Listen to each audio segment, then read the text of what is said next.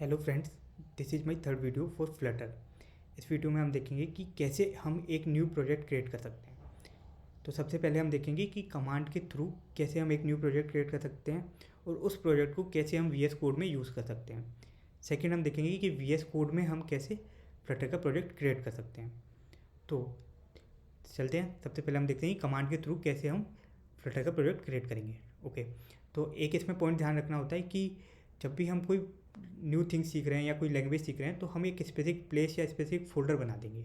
अब ऐसा क्यों करते हैं, इसके लिए मैं आपको रियल लाइफ एग्जाम्पल बता देता हूँ कि सपोज दैट कि मैं मार्केट गया और मैंने एक बुक खरीदी और मैंने उसे एक स्पेसिफिक प्लेस पे रख दिया। अब फ्यूचर में अगर मुझे वो बुक चाहिए तो मैं क्या करूँगा, उस प्लेस पे जाऊँगा, बुक लूँगा और रीड कर लूँगा, यूज़ कर लूँगा।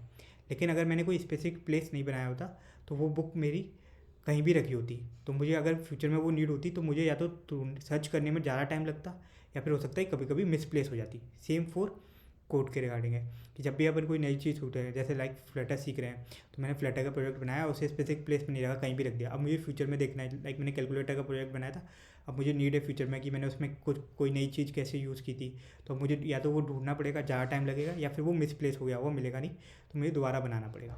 तो इसलिए हम एक स्पेसिफिक फोल्डर बना देते हैं जिसमें हम कोई जो भी चीज़ सीख रहे होते हैं वो वहीं मेंशन कर देते हैं।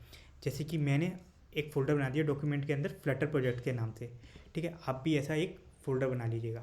ठीक है, उसके बाद हम चलते हैं टर्मिनल पे। अब टर्मिनल में मुझे इस फोल्डर के अंदर, इस प्रोजेक्ट के, इस जो मैंने ये फोल्डर बनाया है उसके अंदर जाना है फ्लटर प्रोजेक्ट के नाम से। तो मैं CD करूँगा, CD, और यहाँ पे इस प्रोजेक्ट को ले जाऊँगा।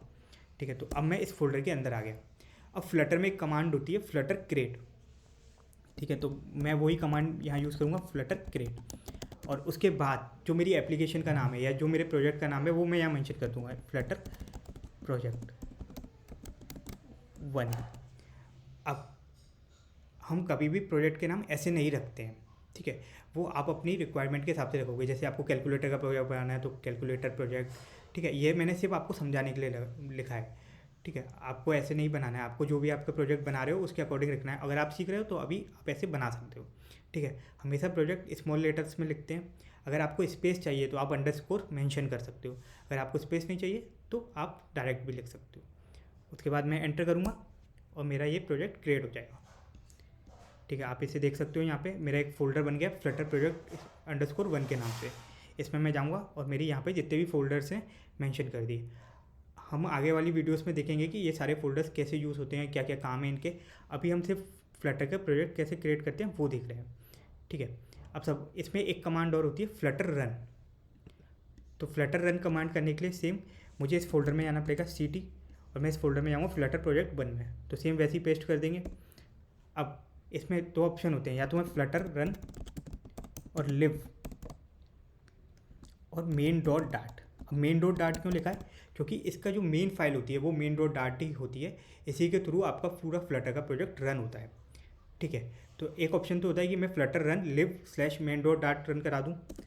ठीक है, और सेकेंड ऑप्शन होता है कि मैं सेम CD और लिव फोल्डर में जाऊँ और Flutter run main dot dot run करा दूँ। तो सेकेंड मैंने ऑप्शन दे दिया कि मुझे क्रोम पर रन करना है, तो ये मेरा प्रोजेक्ट क्रोम पर रन हो गया। ठीक है, ये मेरा प्रोजेक्ट रन हो रहा है, waiting for connection for debug, ये मेरा ओपन हो गया।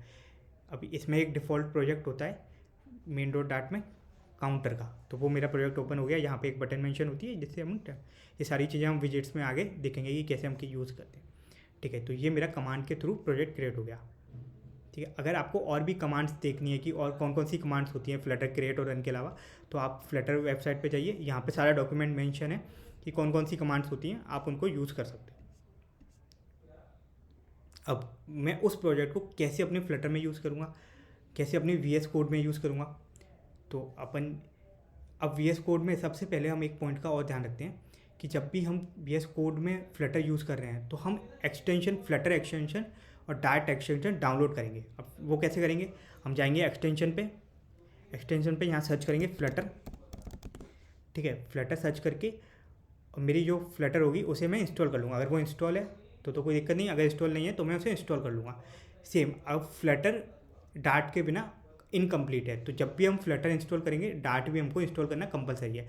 वैसे तो ये फ्लटर जब भी हम इंस्टॉल करते हैं डाट ऑटोमेटिकली इंस्टॉल हो जाती है। अगर डाट नहीं होती है तो हम क्या करेंगे, डाट पे जाएंगे, ऐसे सर्च करेंगे डाट और डार्ट को इंस्टॉल कर लेंगे अगर इंस्टॉल नहीं है।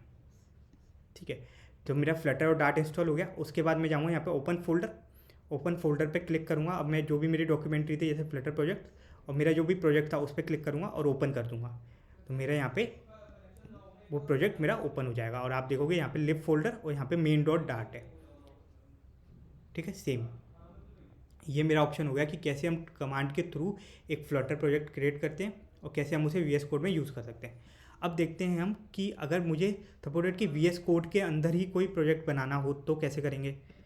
ठीक है, तो उसके लिए हमारे पास एक कमांड होती है, command shift P. Command shift P करते ही एक ऑप्शन ओपन हो जाएगा जिसमें मेरे को ऑप्शन देगा फ्लटर न्यू प्रोजेक्ट्स। ठीक है, या तो आप लिख सकते हो या यहाँ पे ऑप्शन आ रहा है फ्लटर न्यू प्रोजेक्ट। आप एंटर दबाओगे, आपको एंटर दबाते ही ऑप्शन मिल जाएगा कि एप्लीकेशन, एम्प्टी एप्लीकेशन, मॉड्यूल। अगर आप कोई मॉड्यूल बना रहे हो तो मॉड्यूल, पैकेजेस बना रहे हो तो पैकेजेस, प्लगइन बना रहे हो तो प्लगइन। अभी हम एप्लीकेशंस बना रहे हैं तो हम एप्लीकेशन पे क्लिक करेंगे। एप्लीकेशन पे क्लिक करेंगे, अब वो पूछ रहा है कि किस फोल्डर में जाना है। तो आपका वही फोल्डर, आपने एक फोल्डर बनाया रहेगा फ्लटर प्रोजेक्ट, मैंने यहाँ पे बनाया, सिलेक्ट किया इस फोल्डर को।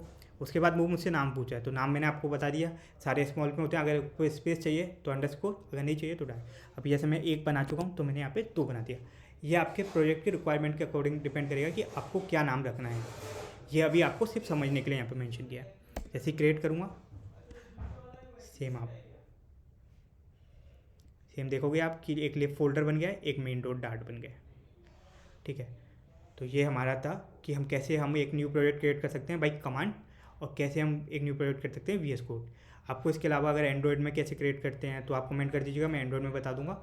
और आप आगे वाले हम वीडियो में देखेंगे कैसे हम मेन डॉट डॉट को इस पूरे, इसमें जो भी क्लास स्ट्रक्चर्स हैं, विजिट्स हैं, कैसे यूज़ करते हैं, कैसे दिखते हैं, उसका हम आगे देखेंगे। आपको अगर इस वीडियो में कुछ भी अच्छा ना लगा हो तो कमेंट कर देना। अगर आपको कोई डाउट आ रहा हो तो कमेंट कर देना, मैं उसके लिए वीडियो बना दूंगा या फिर कमेंट में रिप्लाई कर दूंगा।